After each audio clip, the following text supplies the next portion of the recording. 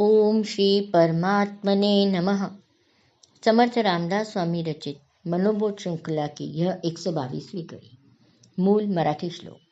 कृपा भाकिता जाहला वज्रपाणी, तया कारणे वामन चक्रपाणी, द्विजा कारणे भार्गव चापपाणी, नुपेक्षी कदा रामदासाभिमानी।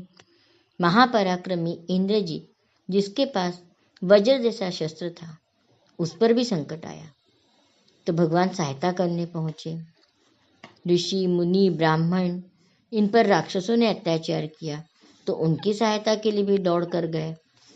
अपने भक्तों पर गर्व करने वाले भगवान उनकी उपेक्षा कभी नहीं करते। इस श्लोक के माध्यम से समर्थ रामदास स्वामी यह बताना चाहते हैं कि मानव कितना भी शक्तिशाली क्यों न हो, वह गर्व न करे, उसे भी सहायता की जरूरत पड़ती है।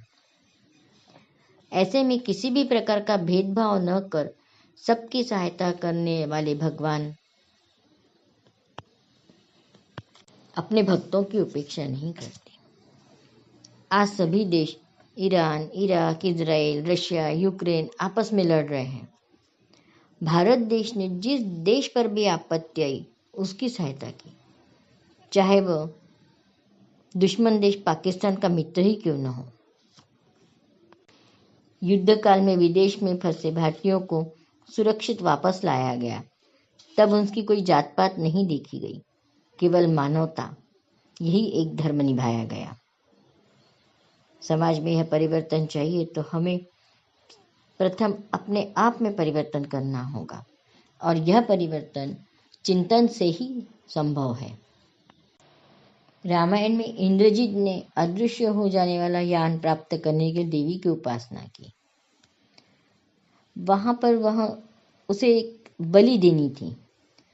अगर किसी भी साधना में कोई हेतु उसका दुष्ट हो, किसी को नुकसान पहुंचता हो, तो उस साधना को भी भंग करने के लिए तत्पर होना कोई गलत नहीं है। इस श्लोक में वज्रपाणी, चक्रपाणी ये शब्द आए हैं। संस्कृत भाषा में पाणी शब्द का अर्थ हाथ होता है। वज्रपाणी यानी जिसके हाथ में वज्र है, अर्थात इंद्र। चक्रपाणी यानी जिसके हाथ में सुदर्शन चक्र है, अर्थात श्री कृष्ण भगवान। चापपाणी यानी जिसके हाथ में धनुष्य है, ये परशुराम। इस तरह से परशुराम, राम, श्री कृष्ण ये किस तरह अपने भक्तों की सहायता के लिए दौड़ कर गए थे, इसका वर्णन इन कथाओं में है। इन कथाओं के माध्यम से समर्थ रामदास स्वामी यही बताना चाहते हैं कि अलग अलग रूपों में भगवान हमारी रक्षा करते ही हैं। संसार में कोई भी व्यक्ति सर्वगुण संपन्न नहीं हो सकता। हम सभी को एक दूसरे की जरूरत पड़ती है। हम सबने गीत सुना है ना, प्रभु श्री रामचंद्र जी को भी केवट की जरूरत पड़ी थी। कभी कभी भगवान को भी भक्तों से काम पड़े, जाना था गंगा पार, प्रभु केवट की नाव चढ़े। समाज व्यवस्था के अनुसार प्रत्येक व्यक्ति का अलग अलग काम होता है, परंतु समय आने पर दूसरे काम भी हमें करने पड़ सकते हैं। जैसे परशुराम ऋषि कुल में उत्पन्न थे, उनका कार्य विद्यादान करना था, परंतु जब उन्होंने देखा कि क्षत्रिय अत्याचार कर रहे हैं तो उन्होंने शस्त्र हाथ में लिए और 22 बार क्षत्रियों का संहार किया। राह चलते जब कहीं देखा जाता है कि कोई लड़के किसी अबला की छेड़खानी कर रहे हैं तो चारों तरफ के लोग देखते रहते हैं। मारपीट करना हमारा काम नहीं, हम क्यों फालतू झंझट में पड़े। क्या 4 लोग मिलकर एक गुंडे का सामना नहीं कर सकते? कई लोग वीडियो निकालने में मगन रहते हैं।